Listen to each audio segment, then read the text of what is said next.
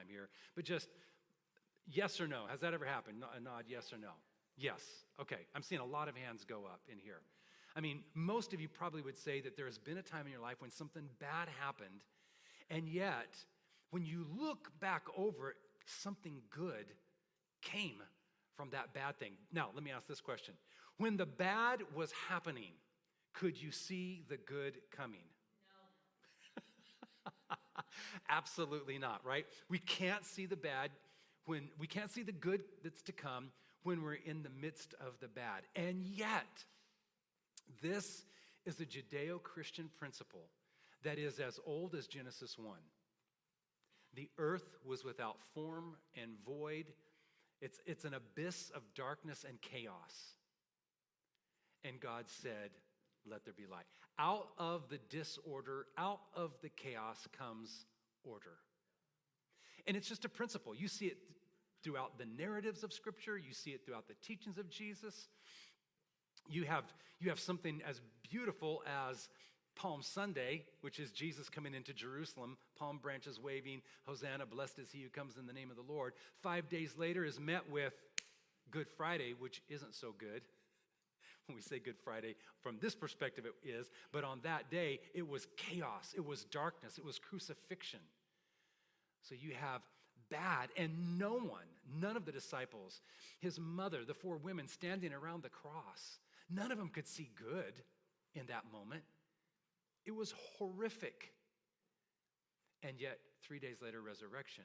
Out of the bad comes something beyond imagination, glorious beyond description, beautiful in ways that we could never articulate. So out of something bad comes something good. And we've been talking about disruption, how that disruption has a way of actually positioning us, aligning us to receive, to be participants in something glorious, something good.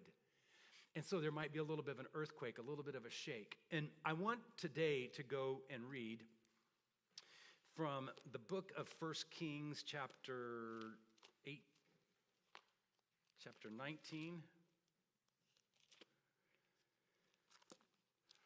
1 Kings 19.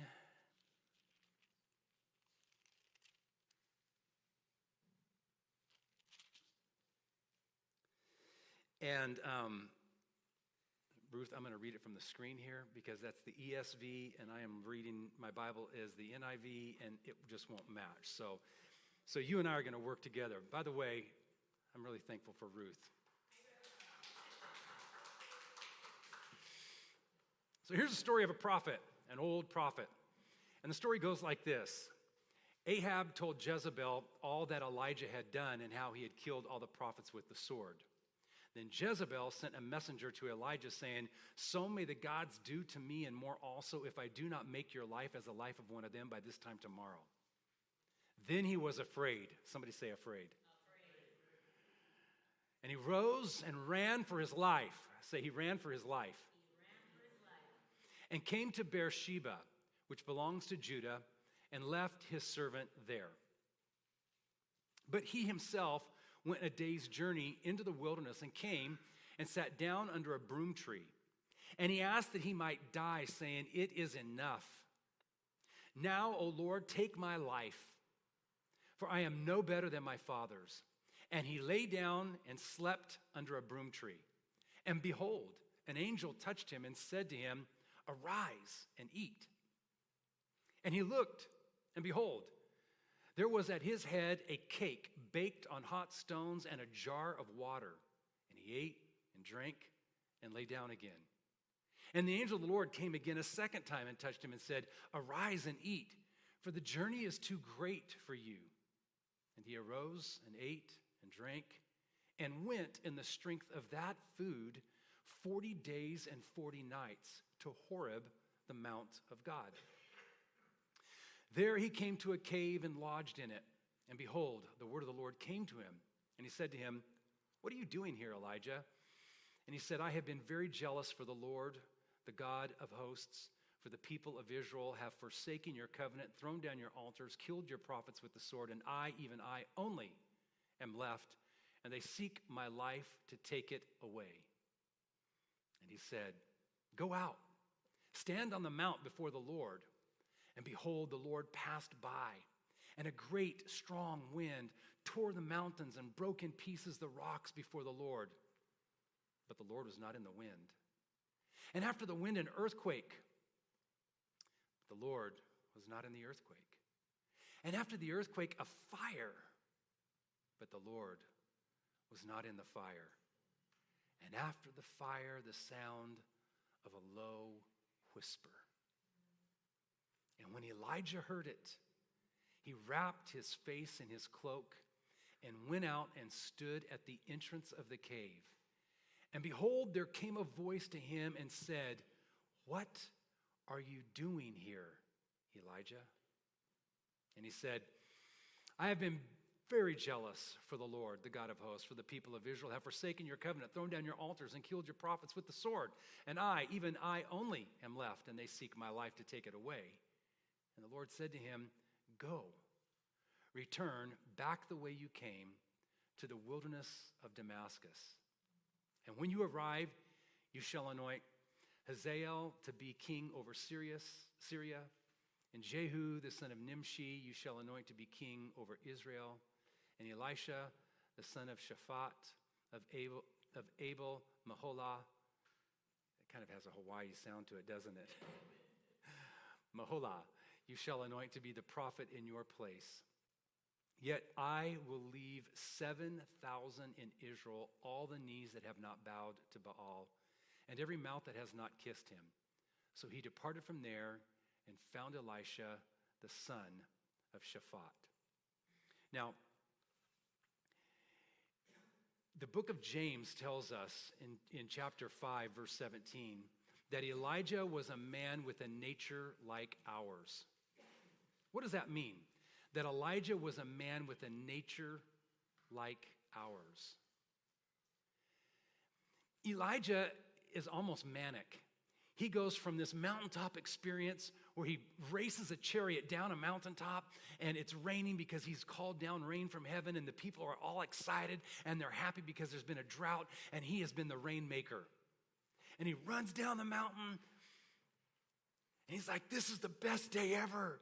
And everyone's singing, Elijah's the great prophet. Elijah is wonderful. Elijah, Elijah. And he's like, finally, this is my hour, my finest hour. He wakes up the next morning, things are great, and then someone says to him, by the way, the queen is very angry with you. She said she's going to kill you. And he's like, oh my God. And he takes off running for dear life. And he runs for hundreds of miles out of her kingdom, completely away from her, lays down under a broom tree and says, I want to die. Like 24 hours ago, he's like, I am the king of the mountain. I'm on the top of the world. Nothing could ever shake me. This is what I was made for. I'm a rainmaker. And then the next morning, he wakes up and he's like, kill me now. I don't even want to live. I'm a worthless piece of dung. Now, I think what James is getting at is that Elijah experiences all the emotional swings that we experience as humans. Like there are times when we feel excited and great, and then times when we feel depressed and discouraged. Look at the map here. You can see this journey that Elijah takes is a long, long journey on foot. Most of which is out in a wilderness. And where he finally gets to, if you look down in between those two sections of water, when he gets finally down to the very bottom, he reaches down the very bottom, he is actually at the place where the children of Israel stood around Mount Sinai and heard God speak the law to them. He is in the cave, at least this is what most Jewish commentators say, he is in the cave that Moses was in when God appeared to Moses. So what he has done is he's like, all right, it's not working so well in my wilderness because there's a whole other wilderness called the wilderness of Damascus. That's his wilderness. So he decides to go down to Moses' wilderness and camp out down there. And he's trying to get an experience with God like Moses had. Like maybe that'll change things. And God asks him the question, maybe before we get to that, why is Elijah running? Why is he on the run? To save his life. So what do you think is going on underneath that? What's one word that we could just get at that just kind of did? Fear. Fear. Elijah was fighting on the top of Mount Carmel out of fear. Elijah feels all alone because he is afraid. I mean, I can go through, like, Elijah at this point in his life is living in complete and total fear. In fact, almost all the questions that we could go through when we think on what has gone on in Elijah's life up to this point, as we start just reflecting on everything that's happened, his life is being driven by fear. Fear that there's not enough prophets. I'm the only one. I mean, how many of you have ever experienced that kind of fear? There's just not enough. I don't have enough resources. I don't have enough knowledge. I don't have enough money. I don't have enough time. I don't have enough, like, that is fear. Or we get to a place where we are afraid that things aren't going to turn out right. And so we got to take matters into our own hand. And so we're afraid there. So fear is what has shaped Elijah's life. Elijah is a man subject unto natural instincts just like you and I are. Like our base, our default mechanism that functions within all of us is fear. We're afraid. I won't have enough for my retirement. I won't have, enough. The boss that I'm working for, he's just not going to see what I really am. I'm just not smart enough. I'm afraid. And what that's going to mean is I'm not going to get the promotion. And what that means is, and so it's just this constant, we live in this place of agitation, this place of constant fear.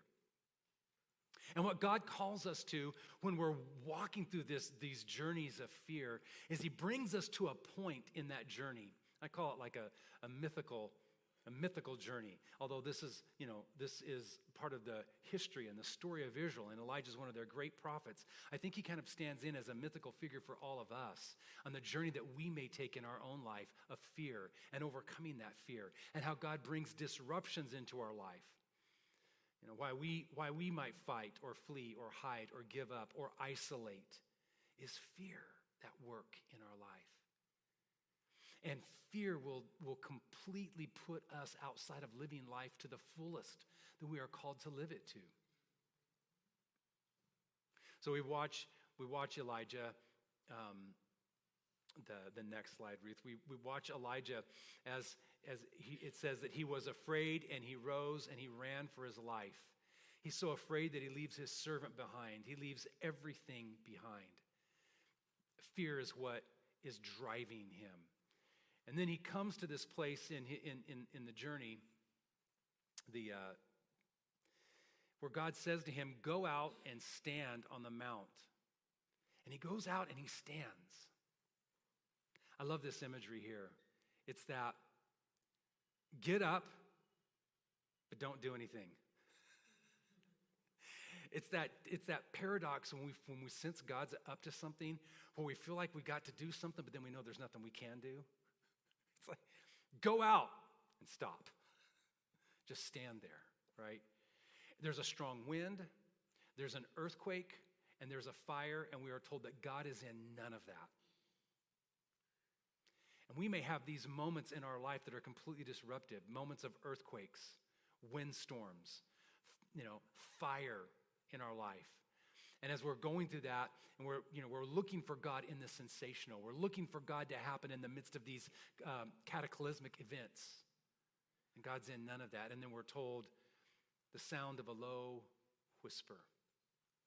Abraham Heschel, the great rabbi, said, it's literally the voice of nothing, the deep silence.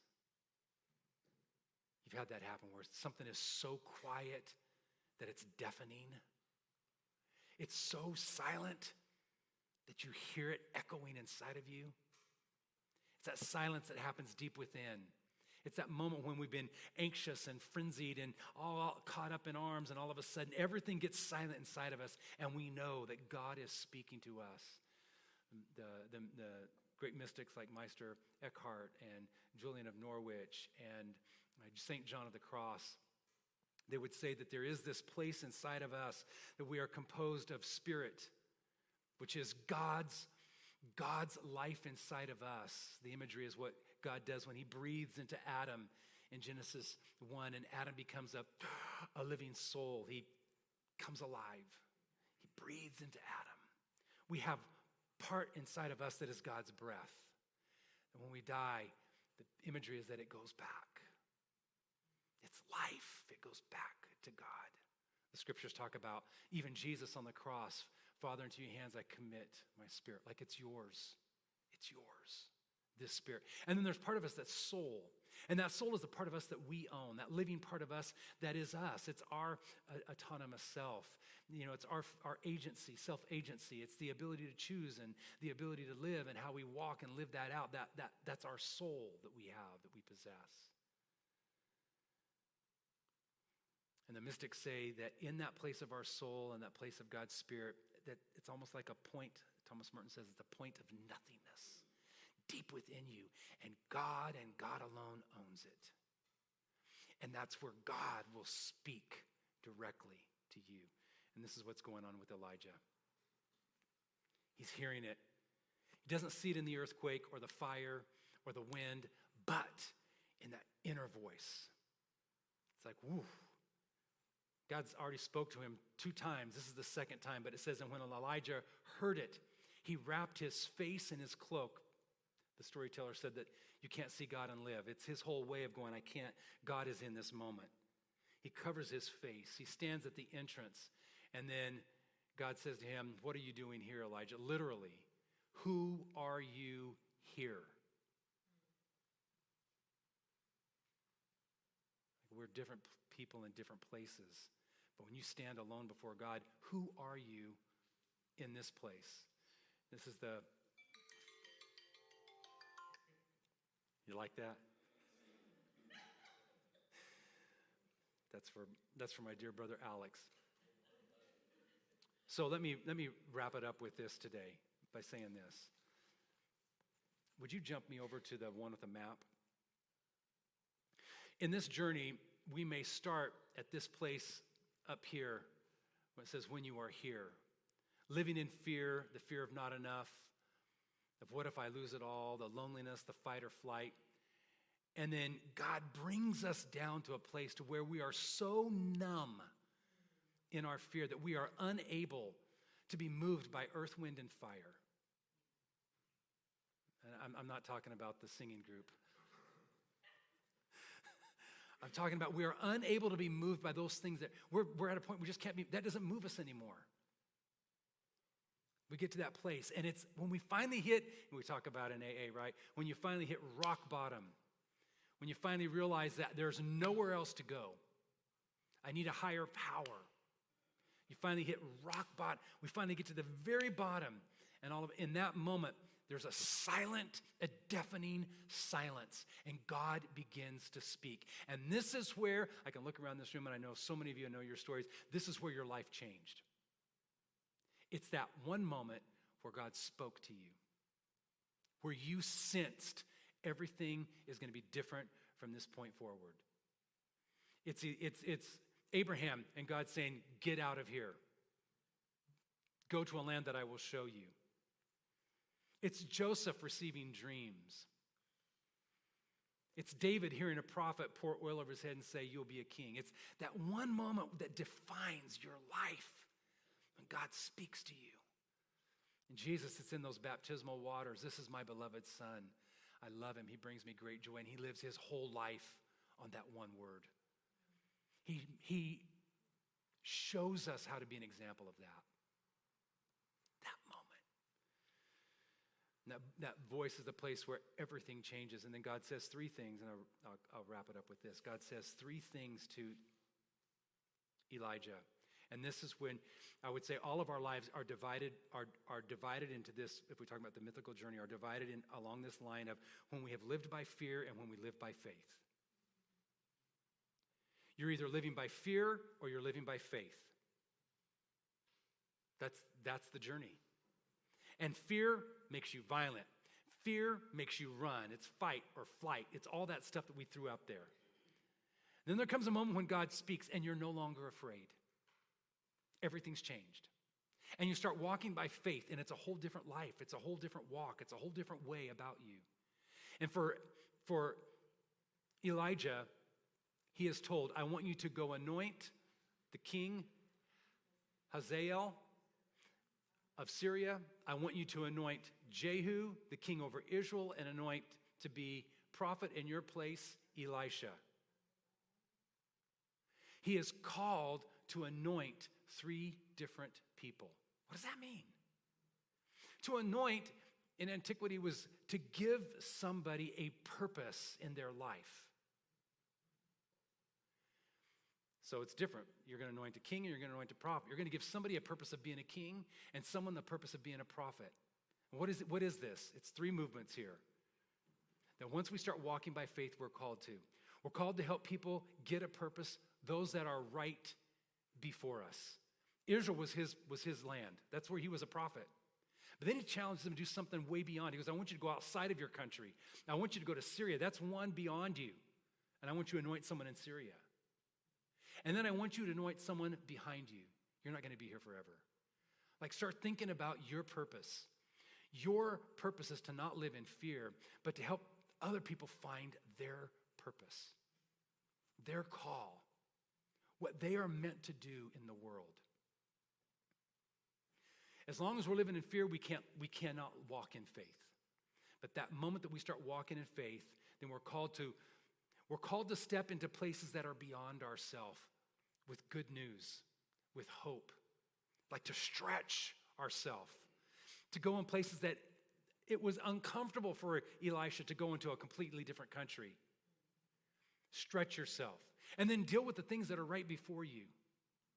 And then what's coming behind you? Anoint what's coming behind you. Those 3 movements. How was he to do this? And this is the wrap up. He says, go back the way you came. Like, you ran in fear. Walk back and face it. Go back the way that you came. It's interesting.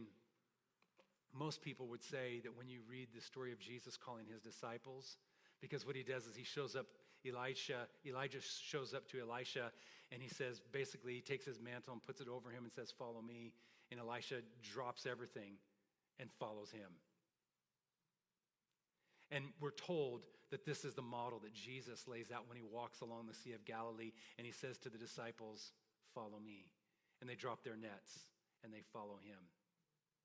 It's a beautiful, beautiful picture. When I look around this room, I'm looking at people who have said, I want to follow. I want to learn. I want to live and learn in the way that God is calling me. Let me pray for us today. But before I do, I want to ask this question. Who here today would honestly and candidly say that there are maybe parts of your life that you have some fear, some anxiety, and anxiety is another word, some anxiety, you're struggling with, some things related maybe to tomorrow or this week or things that have happened in the past, but you just have a little bit of that going on in your world, and you're just like, yeah, I get it. I get Elijah.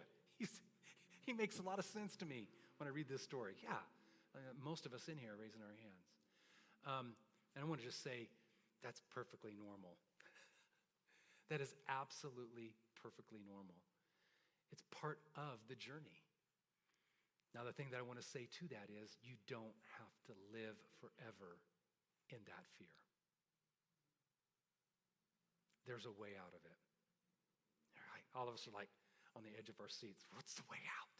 Is there a trapdoor somewhere in this room that will get me out of this? And the way out is to listen. To listen. I think we get so busy we're not stopping and taking time to listen, to pray, to hear, to discern. We're so busy being told what to think from the media, how to think from social media, when to think, and just pushing away from all that and going, no, it's time for me just to be alone with God and to listen and to hear God. In my experience, whenever I am in God's presence, my fear is gone completely. Like I can't hold space for my fear and God's presence at the same time. Somehow it gets washed because there's a greater. So I want to pray for those of us today. And my prayer is going to be that this week, somebody say this week, that this week you would hear, maybe even today, maybe even now, you would hear God's voice whisper and speak to you. So I'm going to pray. After I pray, we've got some worship videos that we're going to play. And you can take some time. You can journal. You can sing along.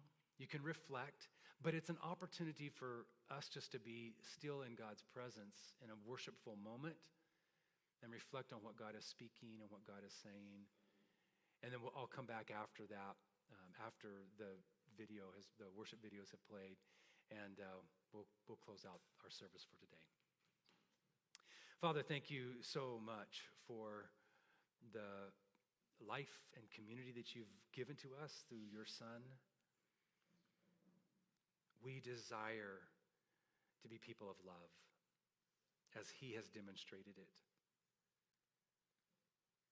We desire to be people of kindness as he has demonstrated it. We desire to be a continuation of his body, his work, his heart here on earth in 2023. We want to reflect that accurately, sacredly. And so, in that space, we invite you to speak to the fear that is inside of our hearts, the anxieties that we've been carrying around, the worries about tomorrow, or about what someone has said about us, or what someone may think about us, and how that impacts our life and our influence in the world. We bring that to you right here. And we just say, speak. Speak your voice, your promise, your peace, your joy. Let us hear again that we are your beloved. Remind us again that you have a plan and a future for us to give us a purpose and a hope. Remind us again that we are part of building something that is eternal, not temporal. And that you watch over us with a compassionate and tender heart. We ask this, Father, in Jesus' name. Amen.